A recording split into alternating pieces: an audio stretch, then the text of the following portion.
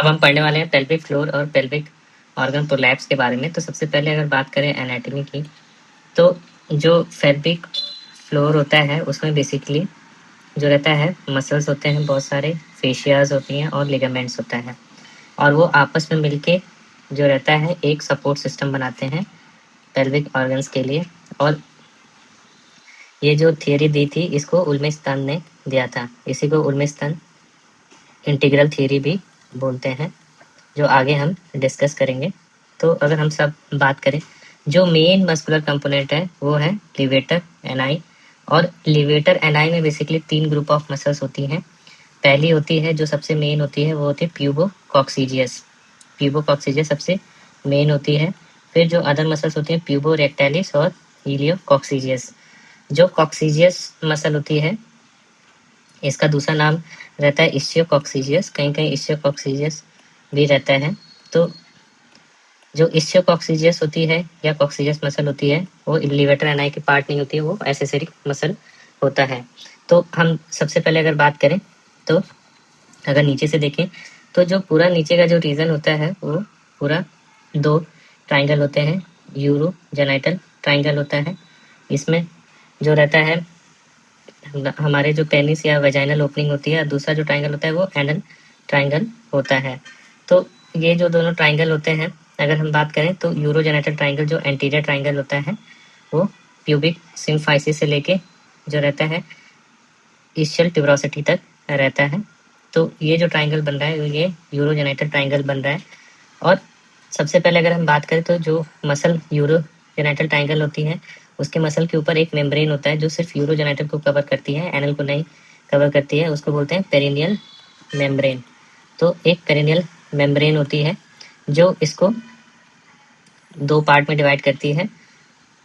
तो एक पार्ट रहता है जिसको बोलते हैं सुपरफिशियल पाउच, और दूसरा पार्ट जो होता है वो होता है डीप पाउच। तो ये जो रहता है सुपरफिशियल और डीप पाउच। तो अगर हम बात करें सुपरफिशियल पाउच तो ये देख सकते हैं ये है पेरिनियल मेम्ब्रेन। तो ये है पेरिनियल मेम्ब्रेन, और ये जो रहती है इनकम्प्लीट रहती है, ये पीछे जाके अटैच, ये दिख रहा है जो ये पेरिनियल बॉडी होता है, ये बहुत ही इंपॉर्टेंट स्ट्रक्चर होता है। तो यहाँ पे जो हमारी पेरिनियल मेम्ब्रेन है आके अटैच हो रही है, और इसके जो सुपरफिशियल स्ट्रक्चर होता है उसमें सबसे ऊपर होता है सुपरफिशियल ट्रांसवर्स पेरिनियाई मसल। तो ये जो मसल है ये देख रहे हैं ये सुपरफिशियल ट्रांसवर्स पेरिनियाई मसल होती है। और जो अगर हम बात करें तो ये जो मसल है ये इस्चियोकैवर्नस मसल है, जो कि फीमेल्स में जाके क्लिटोरिस में खुलती है, जबकि अगर मेल्स में बात करें तो जो कैवर्नस मसल होता है उसका क्रस्ट में खुलता है, पेनिस आगे इसमें पेनिस बनाएगा। फिर उसके बाद ये जो मसल्स होती है ये रहती है बल्बो स्पंजियोसस मसल्स। तो ये रही बल्बो स्पंजियोसस मसल जो कि bulb of the urethra supply करती है। तो इस तरीके से रहता है हमारा। फिर अगर हम बात करें इस जब पेरिनियल मेम्ब्रेन को हम हटाते हैं तो हमें क्या दिखता है, उसके नीचे जो दिखता है ये जो पूरा स्ट्रक्चर रहता है पेरिनियल मेम्ब्रेन को हटाने के बाद जो दोनों को बना के रह रहा है ये यूरोजेनाइटल ट्राइंगल और एनल ट्राइंगल। तो इसको बोलते हैं यूरोजेनाइटल डायफ्राम या पेल्विक फ्लोर। तो ये बनेगा यूरोजेनाइटल डायफ्राम या पेल्विक फ्लोर। तो पेल्विक फ्लोर ये क्यों इंपॉर्टेंट है कि इसमें जो पीछे पोस्टीरियर एनल ट्राइंगल वाला रीजन है जो हम देख रहे हैं ये हमने आगे से जो ये था ये हटा दिया है। अब आगे से जो हटा दिया है तो हम पीछे ये एनल रीजन के पास देखेंगे तो एक एनल ओपनिंग के चारों तरफ एक मसल होती है सुपरफिशियल रीजन में। तो हम देख सकते हैं वो एक्सटर्नल स्फिंक्टर होता है। इसके चारों तरफ हम देख सकते हैं जो ग्रुप ऑफ मसल्स सप्लाई कर रही हैं, जो नीचे से अगर हम बात करें तो सप्लाई करती है। वो सबसे पहली जो मसल होती है वो होती है रेक्टम के चारों तरफ, इस तरीके से होती है, इसको बोलते हैं प्यूबो रेक्टैलिस। तो ये कौन सी मसल हो गई, ये हो गई प्यूबो रेक्टैलिस। ये रेक्टम से शुरू होके और कहाँ पे जा रही है कि प्यूबिस जो बोन है वहाँ पे इंसर्ट हो रही है, तो इसलिए इसको बोलते हैं प्यूबो रेक्टैलिस। अब जो दूसरी ग्रुप ऑफ मसल्स रही वो हम देख रहे हैं तो फिर ये कॉकिक्स पार्ट है। कॉकिक्स पे जो पार्ट है यहाँ से पूरा हीलियम जो रहता है ये पार्ट यहाँ तक सप्लाई करती है, इसको इस्चियम भी बोल सकते हैं। तो मेनली नाम इसका इलियोकॉक्सीजियस होता है, ऑल्दो ये इस्चियम होता है, तो इसको बोलते हैं इलियोकॉक्सीजियस मसल। तो हमने क्या देखा, एक देखा इलियोकॉक्सीजियस और फिर एक देखा प्यूबोरेक्टालिस, प्यूबोरेक्टालिस मसल देखा, और फिर जो अगला है वो है प्यूबोकॉक्सीजियस। तो प्यूबोकॉक्सीजियस जो मसल है वो पूरा यहाँ से शुरू होकर के आगे तक जाता है, उसको बोलते हैं प्यूबोकॉक्सीजियस। तो ये 3 मसल हो गए।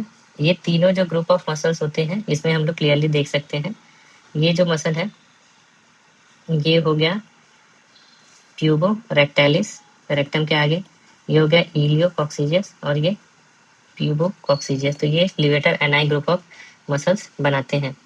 फिर उसके बाद हम बात करें जो यूरेथ्रा है, हमने जो है ये यूरेथ्रा के चारों तरफ मसल्स देखते हैं। तो यूरेथ्रा और जो वजाइनल ओपनिंग होती है उसको आपस में एक मसल्स कनेक्ट करती है जिसको बोलते हैं यूरेथ्रो वजाइनल स्फिंक्टर। तो यूरेथ्रो वजाइनल स्फिंक्टर यूरेथ्रा और वजाइना को एक साथ करती है। फिर एक जो मसल होती है जो सिर्फ यूरेथ्रा को कवर करती है तो उसको बोलते हैं स्फिंक्टर यूरेथ्री। तो स्फिंक्टर यूरेथ्री होती है, और एक जो मसल होती है इस्चियोप्यूबिक रेमाई से होते हुए यूरेथ्रा को ऐसे वजाइना के ऊपर होल्ड करती है, तो इसको बोलते हैं कंप्रेसर यूरेथ्री। तो ये तीनों जो मसल होती है ये मिलकर क्या बनाते हैं, striated urogenital sphincter complex. Sphincter complex की बात करें तो 3 मसल होती हैं, एक जो यूरेथ्रा और वजाइना दोनों को आपस में कनेक्ट कर रही है जिसको बोलते हैं यूरेथ्रो वजाइनल स्फिंक्टर। जो दूसरी ग्रुप ऑफ मसल्स होगी वो अराउंड द यूरेथ्रा होगी, कंप्रेसर यूरेथ्री, और तीसरी भी अराउंड यूरेथ्रा होती है जिसको बोलते हैं स्फिंक्टर यूरेथ्री। तो कंप्रेसर यूरेथ्री में क्या होती है, वो यूरेथ्रा को कंप्रेस करती है अगेंस्ट वजाइना, इसलिए उसको कंप्रेसर यूरेथ्री बोलते हैं। जबकि स्फिंक्टर यूरेथ्री जो रहता है चारों तरफ से गोल गोल होती है। तो ये जो रहता है बेसिकली 3 रहता है। तो हम देख सकते हैं ये अगर हम बात करें सबसे पहले तो ये जो मसल है ये है प्यूबोरेक्टालिस। तो ये है प्यूबोरेक्टालिस, ये जो रेक्टम की ओपनिंग है और ये प्यूबिस पे जाके अटैच हो रही है, ये है प्यूबोरेक्टालिस। फिर यहाँ पे हम देख सकते हैं उसके जस्ट लेटरल ये है प्यूबोकॉक्सीजियस। तो इसमें हम देख सकते हैं प्यूबोकॉक्सीजियस, इसमें ये प्यूबिस से राइज होकर के पीछे जो ये कॉक्सिक्स वाला पार्ट है वहाँ पे अटैच हो रही है, और इसमें एक एंटीरियर और एक यहाँ पे जो है ये सिर्फ फिट होने के लिए है, ऐसे ही है, स्ट्रक्चरल डिफेक्ट नहीं है ये, ताकि फिट हो सके। तो ये है प्यूबोकॉक्सीजियस मसल। और फिर जो तीसरा मसल है ये हम देख रहे हैं, ये यहाँ से पूरा जो इस इलियम पार्ट हम बोलते हैं, एक्चुअली में इसका नाम होता है इलियोकॉक्सीजियस, बट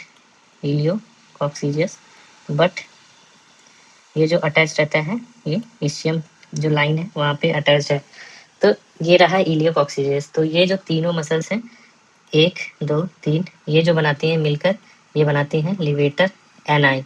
ये जो तीनों मसल्स हैं ये क्या बना है, लिवेटर एनाई।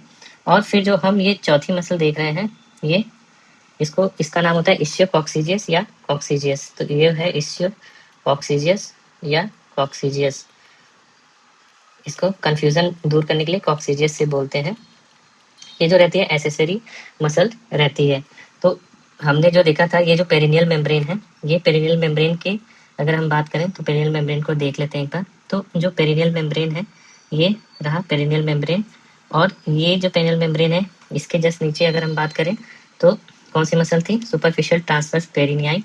और पेरिनियल मेम्ब्रेन के जस्ट नीचे जो रहता है क्या बनता है, ये डीप पाउच है, ये डीप पाउच है, और इसके नीचे क्या रहता है, पेनिस। ये सुपरफिशियल पाउच रहता है तो ये पेनिस रहता है।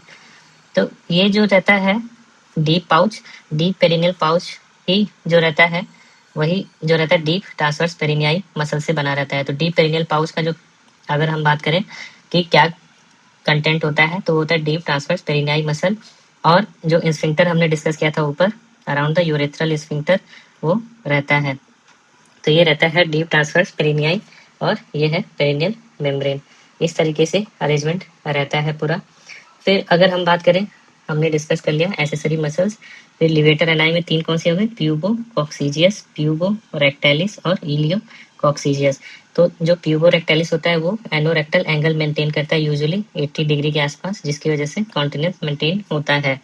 प्यूबो कॉक्सीजियस जो बात करें तो वो ब्लैडर और वेजाइना दोनों को सपोर्ट कर रहा है, और इलियो कॉक्सीजियस रूफ बनाता है पेल्विक डायफ्राम का। तो अब बात करते हैं फेशियल का। हमने मसल देख लिया, अब फेशियल का, फिर उसके बाद लिगामेंट देखेंगे। तो फेशियल में जो अगर हम बात करें तो पेरिनियल बॉडी एक स्ट्रक्चर होता है, पेरिनियल बॉडी, जो कि क्या होता है, जहाँ पे जो मसल्स होती हैं, पेरिनाई मसल्स आकर के अटैच होती हैं। तो ये एक तरीके का सेंट्रल टेंडन होता है। तो हम इसमें देख सकते हैं, ये है पेरिनियल बॉडी। इसको हम क्लियर कर देते हैं थोड़ा। तो ये है पेरिनियल बॉडी, और ये पेरिनियल बॉडी जो है बेसिकली यही जो रहता है सेंट्रल टेंडन होता है। यहाँ पे हम देख सकते हैं ये बल्बो स्पंजियोसस मसल, ये सुपरफिशियल ट्रांसवर्स पेरिनियाई मसल, और नीचे भी जो मसल्स हैं वो सब अटैच हो रही हैं। ये है around the external anal sphincter, वो सब की सब यहाँ पे पेनियल बॉडी पे अटैच हो रही है, और पेनियल मेम्ब्रेन भी जाके यहीं तक है। तो ये रहता है पेनियल बॉडी सेंट्रल टेंडन। तो ये फेशियल सपोर्ट होता है। वो क्या है, पेनियल बॉडी एक फेशियल सपोर्ट है। फिर जो दूसरा सपोर्ट रहता है, अगर हम बात करें तो endo pelvic fascia. Endo pelvic fascia जो रहता है वजाइना और ब्लैडर के बीच में होता है। तो इसको हम कैसे समझ सकते हैं, जैसे मेल स्ट्रक्चर से समझ लेते हैं कि जैसे यूजुअली ये क्या है, अगर हम बात करें एंडो पेल्विक फेशिया, तो ये है प्रोस्टेट। प्रोस्टेट में हम देख सकते हैं कि प्रोस्टेट के जो चारों तरफ है ये प्रोस्टेटिक कैप्सूल है, और प्रोस्टेट के पीछे क्या है, रेक्टम है।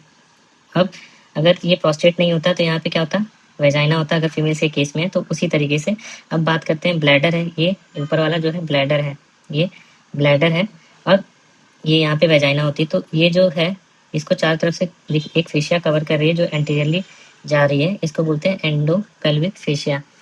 तो एंडोपेल्विक फेशिया इसी तरीके से यहाँ भी देख सकते हैं कि चारों तरफ, प्रोस्टेट के चारों तरफ एक फेशिया, जिसको ये कौन सी है, ये प्रोस्टेटिक फेशिया है, और बगल में कौन सी, लिवेटर फेशिया। तो लिवेटर फेशिया प्रोस्टेटिक फेशिया दोनों मिलकर आगे जो रहती है वो क्या होना नहीं, एंडोपेल्विक फेशिया। तो ये रहता है एंडोपेल्विक फेशिया।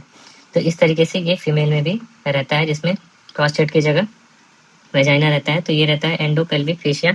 ये क्या बनाता है, बेसिकली एक हैमॉक स्ट्रक्चर बनाता है, और हैमॉक बनाता है जिसकी वजह से जो रहता है वेजाइना को सपोर्ट मिलता है। फिर अगला अगर हम बात करें तो वो है प्यूबो सर्वाइकल फेशिया और रेक्टो वजाइनल फेशिया। तो इसको हम देखते हैं, प्यूबो सर्वाइकल फेशिया और रेक्टो वजाइनल फेशिया। तो इस डायग्राम में देखते हैं। सबसे पहले अगर हम देखें तो हमें जो है ये यूट्रस है, यूट्रस को हम देख सकते हैं, और ये ब्लैडर है। तो ब्लैडर में हम ये आगे की तरफ एक फेशिया देख रहे हैं जो वजाइना को, प्यूबिस से नाम से पता चल रहा है, प्यूबो सर्वाइकल। तो सर्वाइकल पार्ट जो रहता है ये यूट्रस, यूट्रस के नीचे सर्विक्स रहता है। तो सर्वाइकल पार्ट को आगे जो है प्यूबिस से कनेक्ट कर रहा है। तो ये है गया प्यूबो सर्वाइकल लिगामेंट। ठीक इसी तरीके से ये पेरिनियल बॉडी जो है, इसी पेरिनियल बॉडी से एक रेक्टम जो है वजाइना, यहाँ पे एक फेशिया राइज कर रहा है जो वजाइना के जस्ट पीछे से जा रहा है और रेक्टम को इनसर्कल कर रहा है। तो इसको क्या बोलेंगे, रेक्टो वजाइनल फेशिया। तो पेरिनियल बॉडी से ये अराइज होता है और वेजाइना के पीछे से होता है वो ये जाता है, ये रेक्टो वजाइनल फेशिया। तो एक हो गया प्यूबो सर्वाइकल फेशिया और दूसरा हो गया रेक्टो वजाइनल फेशिया। तो ये जो दो फेशिया हो गए, ये मेनली क्या है, सपोर्ट ऑफ यूट्रस में फेशियल सपोर्ट है। तो हमने प्यूबो सर्वाइकल फेशिया देख लिया, रेक्टो वजाइनल, पेरिनियल बॉडी और एंडो पेल्विक फेशिया। अब बात करते हैं लिगामेंटस सपोर्ट की। तो फेशिया के बाद लिगामेंट्स में आते हैं सबसे पहले यूट्रो सैक्रल लिगामेंट, दूसरा होता है कार्डिनल लिगामेंट जिसको हम लोग ट्रांसफर सर्वाइकल लिगामेंट भी बोलते हैं या मैकेनरॉड लिगामेंट भी बोलते हैं, और तीसरा रहता है प्यूबो यूरेथ्रल लिगामेंट, और चौथा रहता है आर्क्वस टेंडियन फेशिया पेल्विस। तो लिगामेंट जो रहता है हम देख लेते हैं। तो लिगामेंट सपोर्ट की बात करें तो इस डायग्राम में हम देख सकते हैं जो लिगामेंट है। तो इसमें हम देख सकते हैं सबसे पहले ये यूट्रस है, यूट्रस और ये सर्वाइकल रिंग है। तो ये जो सर्वाइकल रिंग है यहाँ पे एक फिश जो है ये पीछे जा रहा है सैक्रम में, यूट्रस से सैक्रम की तरफ जा रहा है, और ये देख रहे हैं दोनों साइड से जा रहा है। इसको बोलते हैं यूट्रो सैक्रल लिगामेंट। ये जो रहता है यूट्रस को पीछे खींचता है, और जबकि एक लिगामेंट रहता है जो यूट्रस को आगे खींच रहा था। वो कौन सा लिगामेंट था, वो था प्यूबो सर्वाइकल लिगामेंट। प्यूबो सर्वाइकल लिगामेंट जो है वो आगे था, ये प्यूबो सर्वाइकल लिगामेंट, तो इस तरीके से आगे खींच रहा है। फिर जो अगला लिगामेंट हमने डिस्कस किया वो है ट्रांसवर्स सर्वाइकल लिगामेंट। तो ट्रांसवर्स सर्वाइकल लिगामेंट सर्विक्स के लेवल पे होता है, ये सर्विक्स है, सर्विक्स के लेवल पे ये ट्रांसवर्स लिगामेंट जा रहा है जो कनेक्ट कर रहा है, इसको बोलते हैं लिगामेंट ऑफ मैकन रॉड। तो ये होता है मैकन रॉड लिगामेंट। तो ये यूट्रोसैक्रल लिगामेंट पीछे जा रहा है और ये जो रहता है प्यूबो सर्वाइकल लिगामेंट आगे जा रहा है, और लिगामेंट जो रहता है ट्रांसवर्स लिगामेंट ऐसे साइड वॉल से लेटरल जो रहता है वो कनेक्ट कर रहा है। तो ये क्यों इंपॉर्टेंट है, ये दो लिगामेंट अभी हम आगे डिस्कस करेंगे डी लेंसी लेवल में। फिर आगे हम देख सकते हैं कि एक लिगामेंट जो रहता है यूट्रस को आगे भी कनेक्ट करता है, जिसको फॉल्स लिगामेंट बोलते हैं। तो उसकी वजह से क्या होता है, यूट्रस की जो पोजीशन होती है एंटीवर्जन एंटी फ्लेक्शन पोजीशन होती है। और ये क्या होता है, एंटीवर्जन में जो रहता है, अगर एंगल ये जो रहता है सर्विक्स, सर्विक्स का जो ये पार्ट है, और ये रहता है वेजाइना, और ये रहता है यूट्रस, तो इसके बीच में हम एंगल निकालते हैं। तो V for version, V for vagina. अब वजाइना और सर्विक्स के बीच का अगर एंगल कितना है 90 डिग्री, तो ये रहता है एंटी वर्जन, रहता है एंटी वर्जन एंगल 90 डिग्री रहता है। अगर हम सर्विक्स जो है सर्विक्स और यूट्रस के बीच का एंगल देखते हैं तो कितना रहता है 170 डिग्री, से बोलते हैं एंटी फ्लेक्शन। तो एंटी वर्जन वर्जन एंगल किसके बीच में होता है, दोनों एंगल किससे बनते हैं, सर्विक्स, सर्विक्स से बनेंगे। सर्विक्स से अगर वजाइना का एंगल बन रहा है तो ये कितना रहता है 90 डिग्री, और दूसरा अगर फ्लेक्शन होगा तो सर्विक्स का किससे एंगल होगा, ये यूट्रस से, और ये कितना होगा 170 डिग्री। तो ये एंगल जरूरी होता है प्रोलैप्स को प्रिवेंट करने के लिए, जो 170 डिग्री एंगल है। फिर आगे हम बात करते हैं कि जो रहता है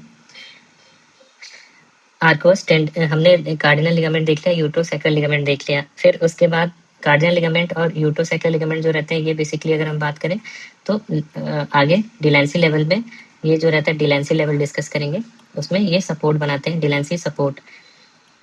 तो उसमें बेसिकली लेवल 1 रहता है इनका। फिर आगे हम बात करें तो प्यूबो यूरेथ्रल लिगामेंट और आर्कोस टेंडन फेशिया। तो प्यूबो यूरेथ्रल लिगामेंट की बात करें तो ये जो रहता है हम देख सकते हैं प्यूबो यूरेथ्रल लिगामेंट, तो ये ब्लैडर है और ये यूरेथ्रा है, तो ये हो गया प्यूबो यूरेथ्रल लिगामेंट। तो ये प्यूबो यूरेथ्रल लिगामेंट रहता है, और जो हम प्यूबो सर्वाइकल कर रहे थे प्यूबो सर्वाइकल फेशिया, वो जाके लेटरली कंडेंस हो जाता है, कंडेंस लेटरली होता है प्यूबो सर्वाइकल फेशिया, और क्या बनाता है arccos tendon fascia pelvis, ATFP arccos tendon fascia pelvis. ये बहुत इंपॉर्टेंट होता है, ये लेवल 2 सपोर्ट होता है। तो लेवल 1 सपोर्ट हमने क्या देखा, लेवल 1 सपोर्ट जो रहेगा यूट्रोसैक्रल लिगामेंट लेवल 1 सपोर्ट होगा डिलेंसी A to A, और जबकि arccos tendon fascia pelvis level 2 support होता है। जबकि हम जो नीचे देख रहे हैं ये पेरिनियल मेम्ब्रेन और पेरिनियल बॉडी है, पेरिनियल बॉडी पेरिनियल मेम्ब्रेन, तो ये जो रहेगा ये लेवल 3 सपोर्ट रहता है, लेवल 3 सपोर्ट। तो ये जो रहता है डिलेंसी लेवल ऑफ सपोर्ट होते हैं, और इनका जो रहता है पेल्विक ऑर्गन प्रोलैप्स में अगर हो जाता है तो ट्रीटमेंट करने की जरूरत पड़ती है। अब आगे हम देखते हैं डिलेंसी लेवल ऑफ सपोर्ट।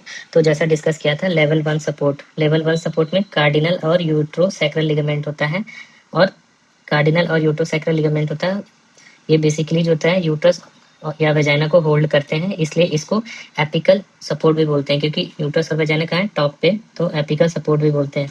जबकि ATFP जो रहता है वो क्या होता है मिड वेजाइनल सपोर्ट होता है, और उसका जो और क्या होता है वो पैरा वेजाइनल टिश्यूज जो होते हैं, वेजाइना के चारों तरफ जो टिश्यूज होते हैं वो भी लेवल 2 सपोर्ट बनाते हैं।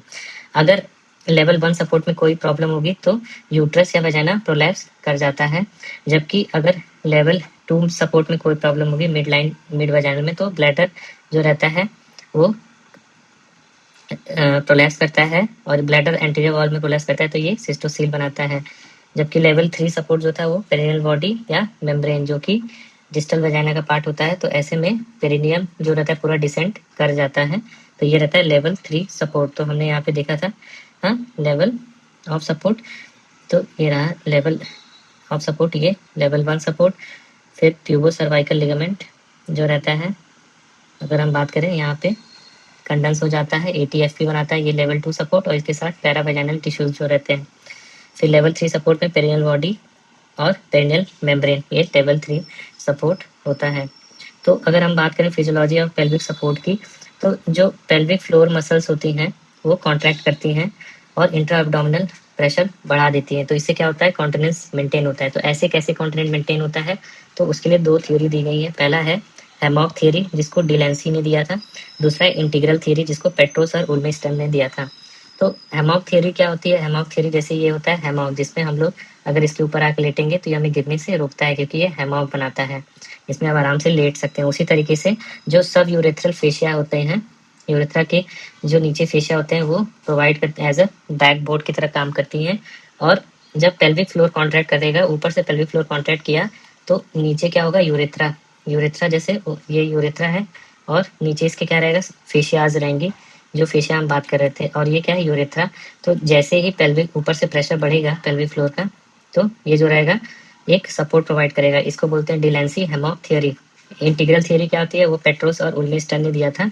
और उनके अकॉर्डिंग कॉन्टिनेंस जो मेनली डिपेंड करता है, उसमें जो हम लोग प्यूबो यूरेथ्रल लिगामेंट, फेशिया और मसल्स, ये तीनों आपस में जो मिल करके काम करते हैं। प्यूबो यूरेथ्रल लिगामेंट जो हम देख रहे थे बहुत इंपॉर्टेंट था। प्यूबो यूरेथ्रल लिगामेंट जो यूरेथ्रा को कहाँ कनेक्ट कर रहा था, आगे। तो ये है प्यूबो यूरेथ्रल लिगामेंट। और ये वाला जो पोर्शन है, एक बार फिर से क्लियरली देख लेते हैं। तो ये वाला जो है, ये है प्यूबो यूरेथ्रल लिगामेंट। तो ये है प्यूबो यूरेथ्रल लिगामेंट। तो इस तरीके से जो रहता है कनेक्ट करता है। अब आगे पढ़ते हैं हम लोग पेल्विक ऑर्गन प्रोलैप्स। तो सबसे पहले अगर हम बात करें पेल्विक ऑर्गन प्रोलैप्स में, तो पेल्विक ऑर्गन प्रोलैप्स जो रहता है, इसमें जो रहता है, इसकी बात करें तो इसमें डाउनवर्ड डिसेंट होता है पेल्विक ऑर्गन्स का। और पेल्विक ऑर्गन कौन कौन से होते हैं, ब्लैडर, यूट्रस, और यूट्रस के साथ क्या रहता है, वेजाइना प्लस रेक्टम और स्मॉल बाउल। तो यूजुअली जो अगर हम बात करें, तो जैसे ये वेजाइना कैनाल है और ये सर्विक्स है, तो यूजुअली जो रहता है इस साइड ब्लैडर रहता है और इस साइड रेक्टम रहता है। तो अगर हम बात करें तो एंटीरियर में क्या होगा, एंटीरियर ये वेजाइनल कैनाल है और ये एंटीरियर है और ये पोस्टीरियर है, ये वेजाइनल कैनाल है।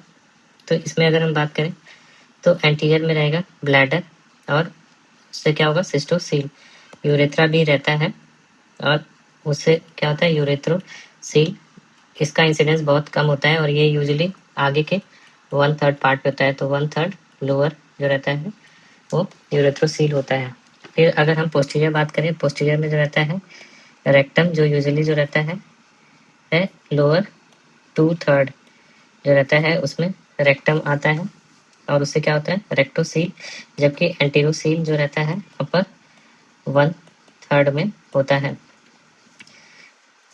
ब्लैडर की बात करें तो ब्लैडर जो मोस्टली रहता है वो अपर 2/3 एंटीरियर वॉल में होता है। तो इस तरीके से प्रोलैप्स होता है।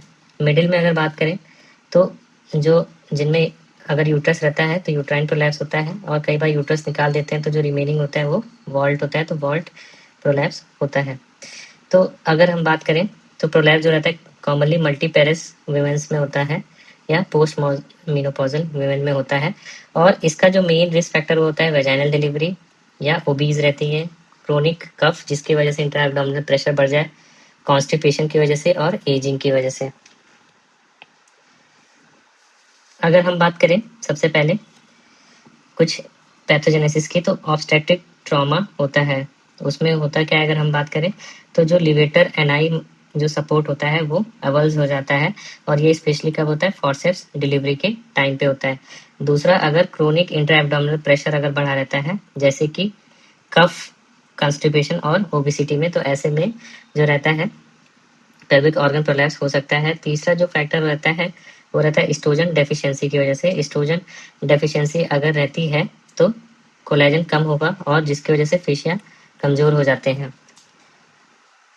फिर जो अगला अगर हम बात करें तो अगला जो रहता है वो कनेक्टिव टिश्यू डिसऑर्डर, जैसे कि एलर डेलनॉस और मार्फन सिंड्रोम रहता है, इसमें मिलता है। और उसके बाद अगर हम बात करें तो पोस्ट हिस्टेक्टोमी हो सकता है, जो कि एट्रियोजेनिक होता है। पोस्ट हिस्टेक्टोमी के बाद क्या होता है, यूजुअली वॉल्ट जो रहता है प्रोलैप्स करता है अगर हमने एपिकल सपोर्ट रिस्टोर नहीं किया। तो यूजुअली होता क्यों, तो ऐसा माना जाता है कि जो दी लेंसी लेवल होता है, लेवल 1 2 3, वो डिसरप्ट हो जाता है, जिसकी वजह से स्पेसिफिक जो कंपार्टमेंट होते हैं वो प्रोलैप्स होते हैं। और प्रोलैप्स के साथ यूजुअली क्या रहता है, स्ट्रेस यूरिनरी इनकॉन्टिनेंस भी रहता है। तो प्रोलैप्स यूजुअली क्या करता है, जब ऑर्गन प्रोलैप्स होता है तो स्ट्रेस यूरिनरी इनकॉन्टिनेंस को मास्क कर देता है, क्योंकि यूरेथ्रा किंक हो जाता है।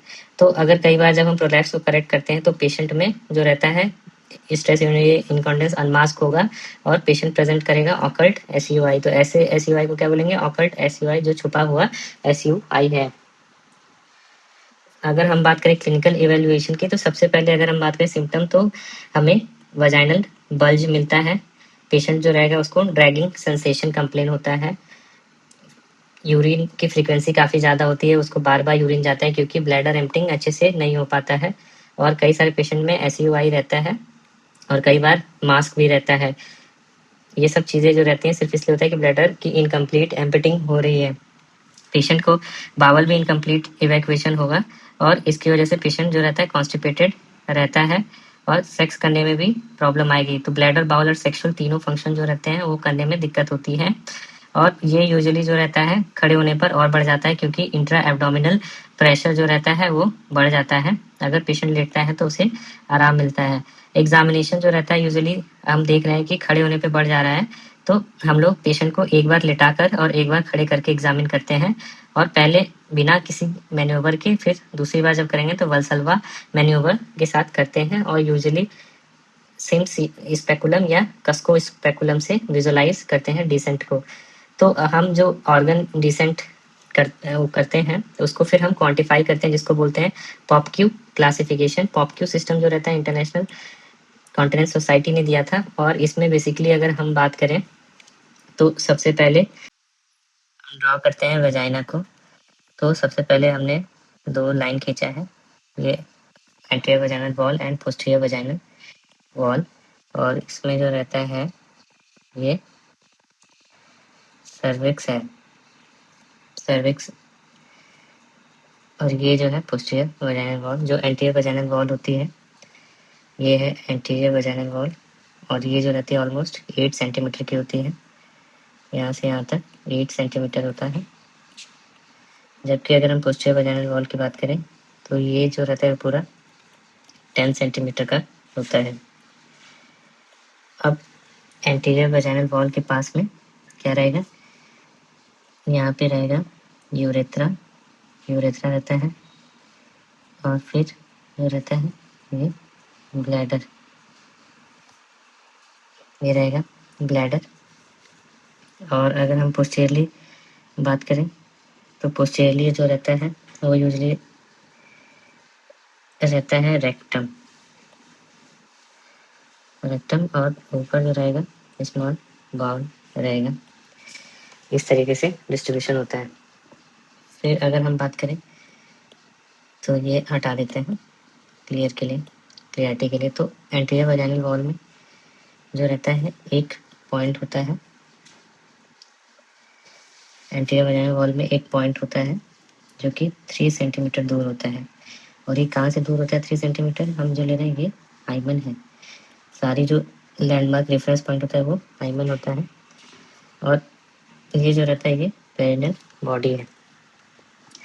तो एंटीरियर और पोस्टीरियर वेजाइनल वॉल में हम लोग जो लेते हैं एक पॉइंट लेते हैं, इसको बोलते हैं पॉइंट ए।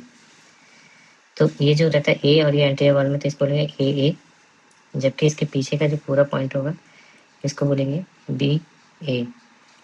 पॉइंट बी है और एंटीरियर वॉल में। और ये जो रहेगा ये रहेगा point C, C for cervix. तो सर्विक्स का पॉइंट है ये पॉइंट सी। और ये वाला जो रहेगा पॉइंट डी। तो ये सी वाला पॉइंट एंटीरियर फॉर्निक्स, डी वाला पोस्टीरियर फॉर्निक्स का रहेगा। फिर उसके बाद इसको हटा देते हैं कि मार के। फिर जो ये रहेगा 3 सेंटीमीटर के डिस्टेंस पे ये ए पोस्टीरियर वॉल में रहेगा। और ये जो पूरा रहेगा बी, बी पी रहता है, ये पूरा रहता है बी पॉइंट पोस्टीरियर वॉल में। तो ये जो पॉइंट होता है ये -3 सेंटीमीटर पे होता है। तो -3 सेंटीमीटर पे होता है। तो यूजुअली इसमें हम देखते क्या है, कैसे एक्सेस करते हैं। तो ये जो है ये हाइमन है, हाइमन। तो इस हाइमन पॉइंट से हम लोग जो रहता है यूजुअली लीड पॉइंट लेते हैं।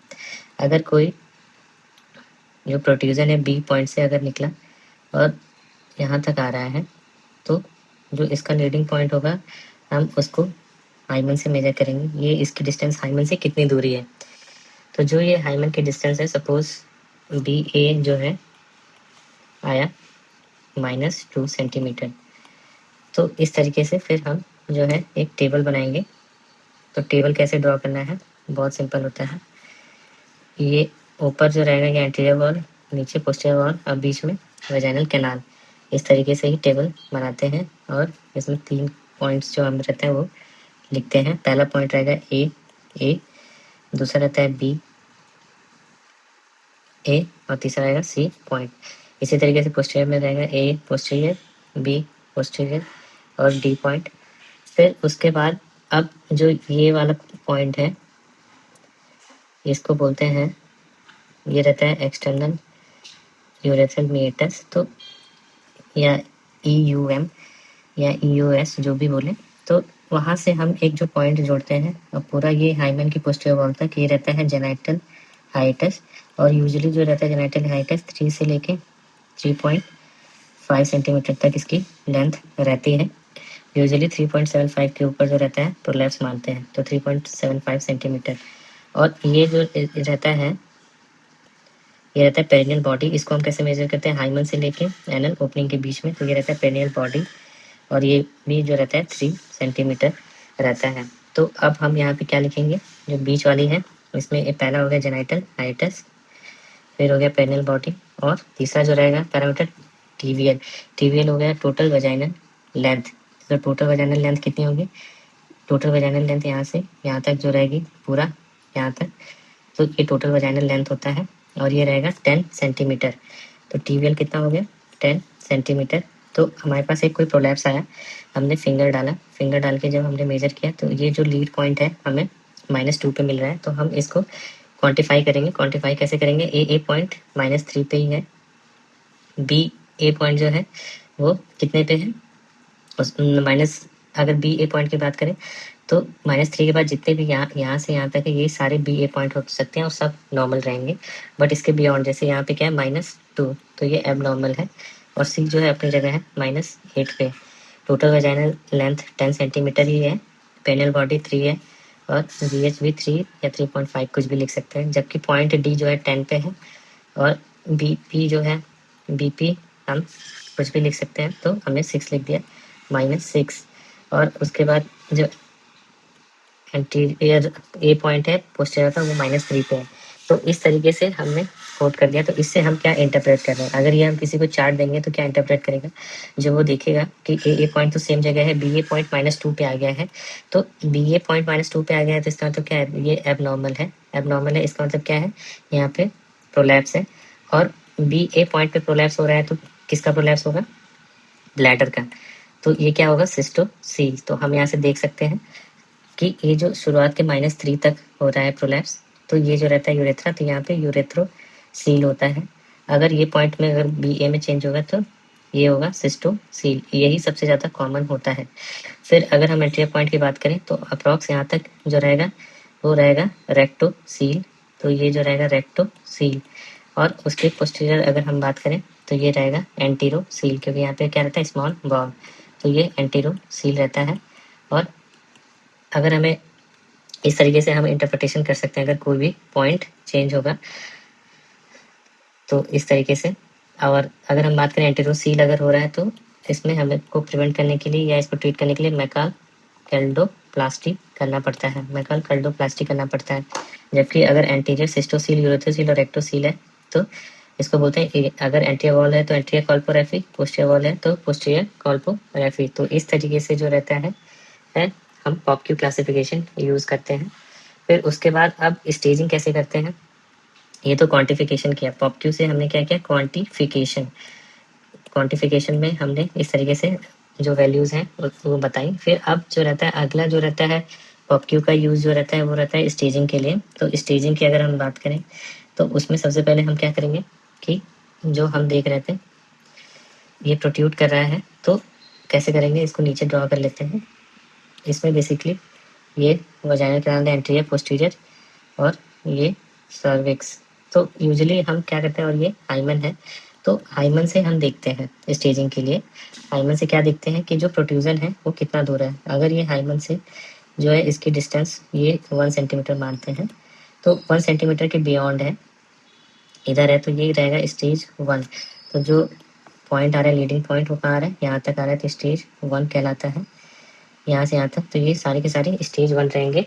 फिर उसके बाद अगर दूसरा अगर हम बात करें तो दूसरा होगा, अगर यहाँ से यहाँ तक 1 सेंटीमीटर है तो 1 सेंटीमीटर के अराउंड अगर प्रोट्रूजन है, चाहे 1 सेंटीमीटर इधर हो माइनस में और इधर जाएगा तो इसको प्लस बोलेंगे, तो 1 सेंटीमीटर प्लस में।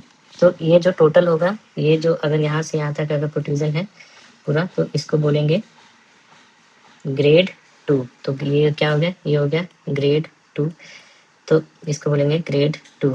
फिर उसके बाद ग्रेड 3 में जो प्रोट्रूजन होगा, अगर हम बात करें ग्रेड 3 का, तो ग्रेड 3 में क्या होगा, प्रोट्रूज करके ऑर्गन जो है पूरा यहाँ नीचे तक आ जाएगा। और नीचे तक कितना आएगा, तो नीचे तक जो आएगा इसकी जो लेंथ रहेगी वो रहेगी टीवीएल, यहाँ से यहाँ तक रहेगी, जो अगर हाइमन से नानेंगे तो ये रहेगी टीवीएल -2। इसका मतलब क्या है, जो टोटल वजाइनल लेंथ है उससे 2 सेंटीमीटर कम होनी चाहिए ये डिस्टेंस। तो ये रहेगा ग्रेड 3, तो ये ग्रेड 3 होगा। और उसके बियॉन्ड अगर जा रहा है तो ये कहलाएगा ग्रेड 4। तो ये रहता है पॉपक्यू क्लासिफिकेशन। तो हम एक बार देख लेते हैं पॉपक्यू क्लासिफिकेशन में जो पैरामीटर होते हैं क्वांटिफिकेशन के लिए, ए पॉइंट होता है, बी ए पॉइंट होता है और सी होता है। ये एंटीरियर वॉल में होता है और जो हमने डिस्कस कर लिया है। फिर जो पोस्टीरियर वॉल में जो रहेगा ये डी पॉइंट रहेगा, एपी और एबी, ये पोस्टीरियर वॉल। ये टीबियल टोटल वजाइनल लेंथ रहती है, प्लस में बिलो हाइमन और माइनस में अबव हाइमन, तो ये डिस्कस कर लिया है। डिसेंट अगर हाइमन के 1 सेंटीमीटर अबव है तो वही ग्रेड 1 होता है। Within 1 centimetre of hymen जो रहेगा वो ग्रेड 2 रहता है। और हाइमन के बिलो का मतलब क्या है कि जो हाइमन का जो कैनाल ये बाहर की तरफ, बिलो का मतलब होता है बाहर, तो 1 सेंटीमीटर बाहर, लेकिन मैक्सिमम कितनी लेंथ है, टीबियल -2 तक है। और फिर कंप्लीट इवर्जन होता है तो ग्रेड 3। तो इसके बेसिस पे हम लोग स्टेजिंग कर लिए। तो इन्वेस्टिगेशन कैसे करते हैं, सबसे पहले हम लोग पॉपक्यू के बेसिस पे हम लोग प्रोलैप्स का क्वांटिफिकेशन करते हैं, और ये एक स्टैंडर्ड स्टेजिंग है इसलिए हमने इसको यूज़ करना रहता है। फिर मसल डिफेक्ट को जानने के लिए हम लोग MRI कराते हैं फॉर 3D। तो इससे जो रहता है, अगर कोई लिवेटर में प्रॉब्लम है, लिवेटर अवल्जन हुआ है या फेशियल डिफेक्ट, तो वो पता चल जाता है। फिर ऑकल्ट SUI को रूल आउट करने के लिए हम यूरोडायनेमिक्स कराएंगे, और यूरोडायनेमिक्स करते समय हमें ध्यान देना है कि हम प्रोलैप्स को रिड्यूस करके यूरोडायनेमिक्स करें। फिर उसके बाद इसमें जो हम करते हैं उसमें हमें क्या मिलेगा, लीक मिलेगा, और पेसरी डाल करके हम रिड्यूस कर रहे हैं तो लीक मिलेगा पेसरी लगाने के बाद। फिर जो बाउल सिम्टम्स है उसके लिए हम लोग डेफिकोग्राफी करेंगे कॉन्स्टिपेशन को रूल आउट करने के लिए, और रेक्टो सील और एंटीरो सील के हमें डेफिकोग्राफी से पता चलता है। फिर वॉइडिंग डिसफंक्शन के लिए हम लोग अल्ट्रासाउंड कराएंगे। और फाइनली जो रहता है हाइपर मोबिलिटी के लिए हम लोग क्यू टिप टेस्ट करते हैं। तो क्या क्या हो गया, पहला पॉपक्यू, उससे हम क्वांटिफिकेशन करेंगे। फिर MRI करेंगे, MRI से मसल डिफेक्ट पता चलेगा। फिर यूरोडायनेमिक्स कराएंगे विथ प्रोलैप्स रिडक्शन, और डेफिकोग्राफी करेंगे to know for bowel symptoms. उसमें हम लोग रेक्टोसील एंटेरोसील जानते हैं। फिर बॉडिंग डिस्फंक्शन के लिए हम लोग PVR करते हैं। और क्यू टिप टेस्ट जो रहेगा उसमें अगर यूरेथ्रा का मूवमेंट मोर देन 30 डिग्री आ गया तो इसका मतलब क्या है, हाइपर मोबिलिटी है।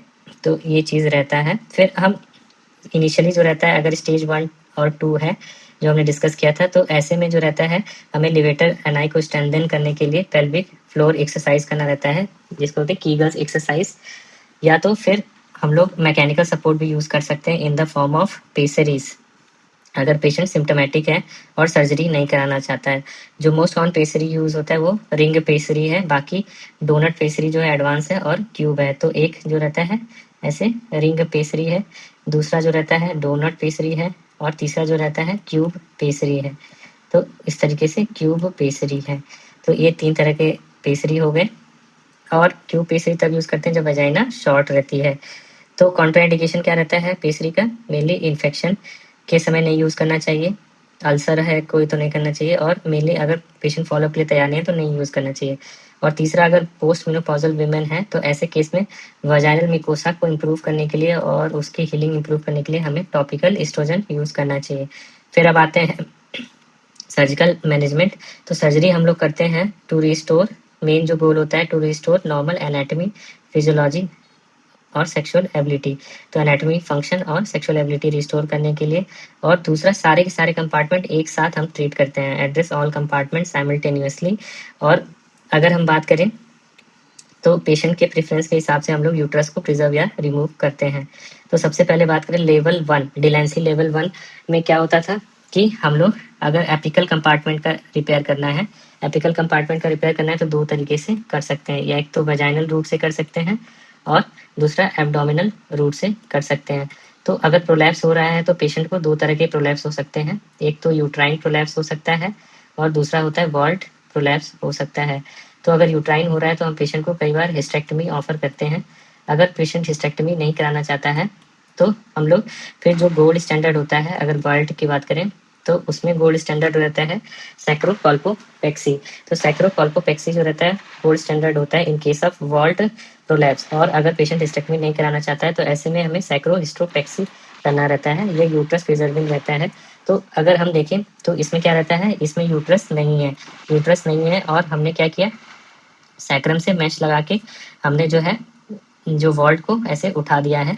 तो इसको बोलते हैं सैक्रोकॉल्पोपेक्सी। तो ये क्या हो गया, सैक्रोकॉल्पोपेक्सी।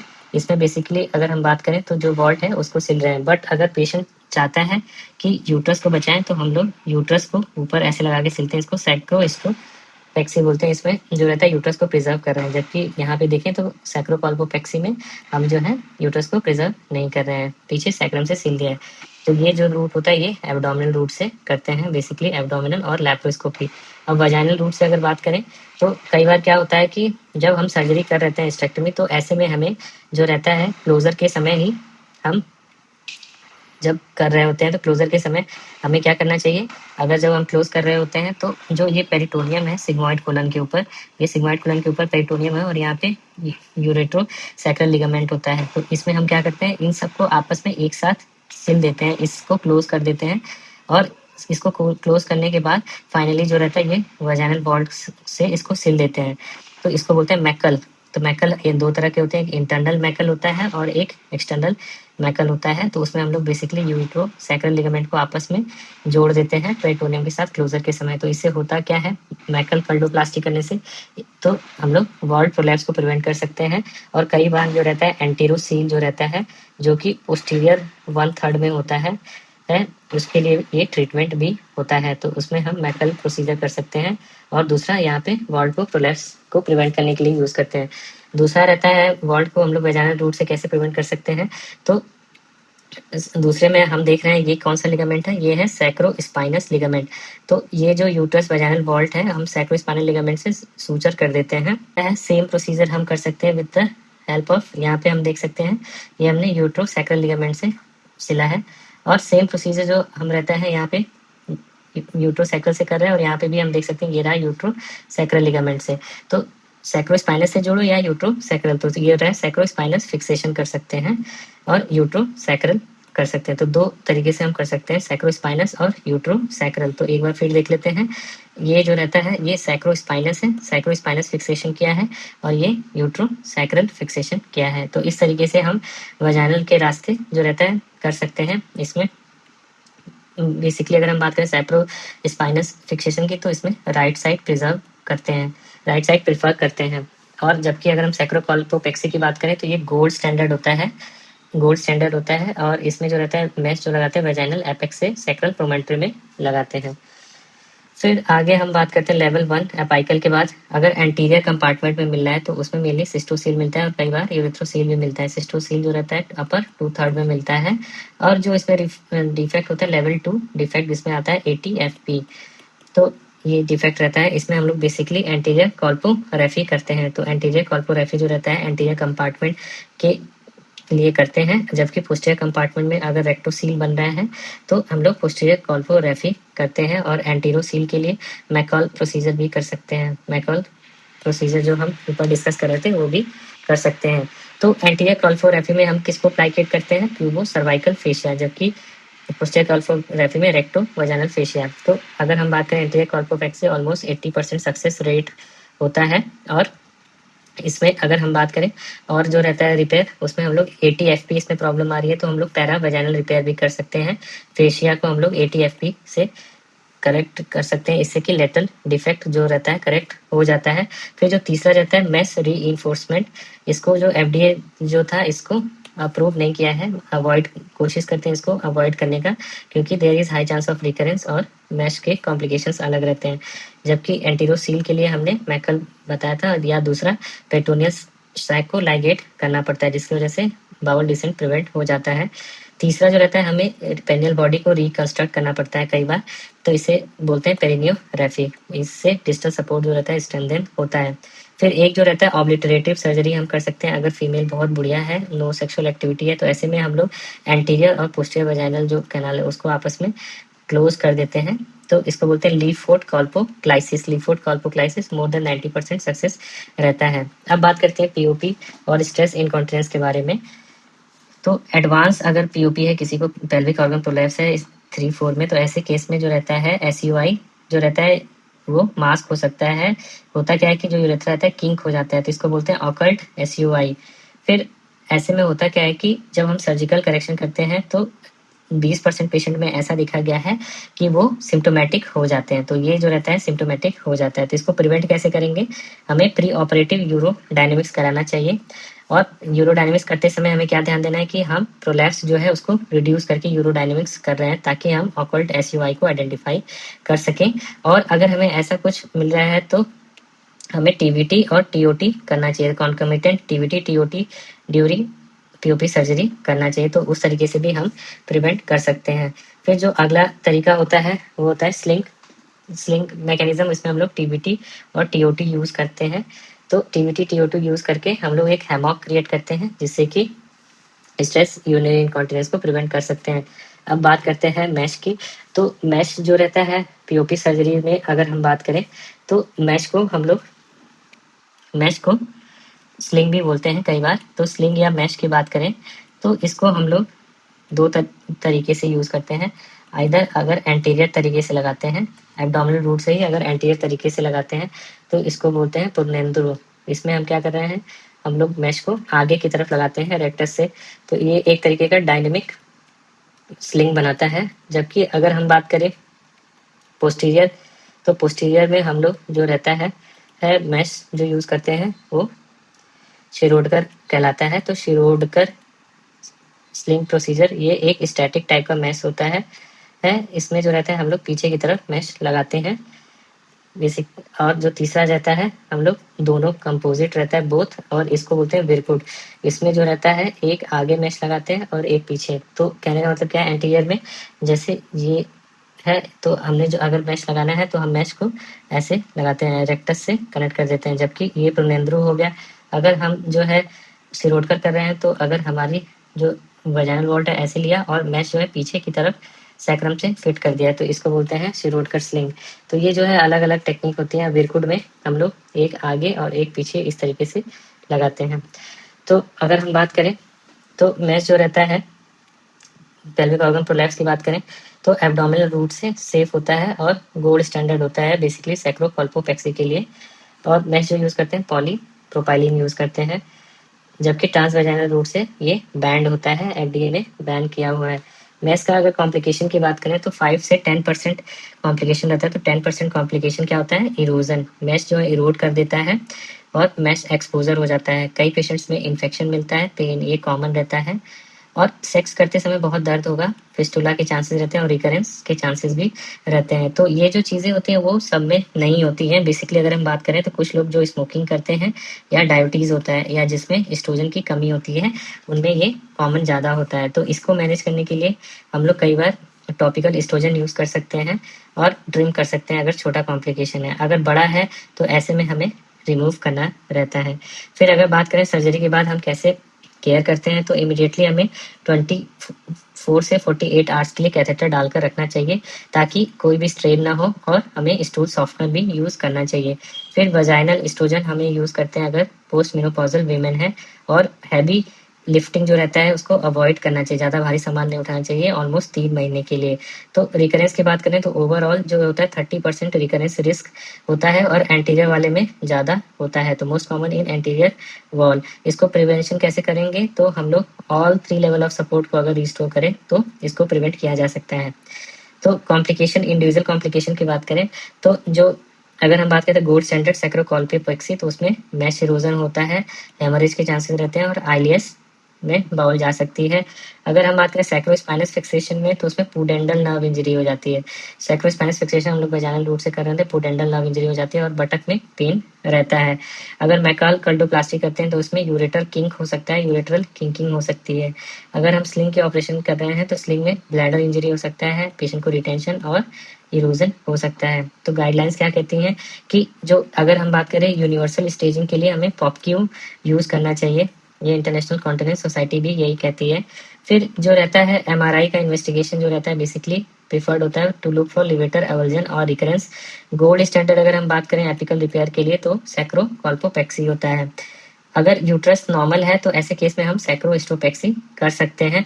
ट्रांसवेजाइनल मैश जो रहता है उसको अब नहीं यूज़ करते हैं। अब कई बार क्या होता है कॉन्करेंट स्लिंग यूज़ करना पड़ता है अगर ऑकवर्ड एसयूआई है तो। और हमें जो है जो रहता है पॉप के साथ जो हम सर्जरी करें पेल्विक ऑर्गन प्रोलैप्स और एसयूआई में और बाउल डिस्फंक्शन में, तो ऐसे केसेस में ये बीमारी जो रहती है तीनों एक साथ मिलती है, तो ऐसे केस में हमें मल्टी डिसिप्लिनरी अप्रोच फॉलो करना चाहिए। तो अगर हम बात करें सो सबसे मोस्ट कॉमन अगर प्रोलैप्स होता है तो वो होता है ब्लैडर का सिस्टोसील, और तब ब्लैडर का मोस्ट कॉमन होगा तो रिकरेंस भी मोस्ट कॉमन एंटीरियर कंपार्टमेंट में होगा। और एपिकल सपोर्ट स्ट्रक्चर कौन से होते हैं अगर हम बात करें तो लेवल 1 यूट्रोसैक्रल लिगामेंट और कार्डिनल लिगामेंट। पॉपक्यू सिस्टम जो देता है इंटरनेशनल कॉन्टिनेंस सोसाइटी ने दिया था। बेस्ट इमेजिंग जो अगर बात करें तो वो एमआरआई होता है। ऑकल्ट एसयूआई जो रहता है वो यूरोडायनेमिक्स से पता चलता है with prolapse reduction. Gold standard अगर ऑपरेशन की बात करें तो लैप्रोस्कोपी कॉल्पोपेक्सी। मैश इरोजन रेट 10% है। एफडीए ने वेजाइनल मैश 2019 में बैन किया था और लीफोर्ड का सक्सेस रेट मोर देन 90% है और ये ओल्ड जो पेशेंट होती है उनमें प्रेफर किया जाता है।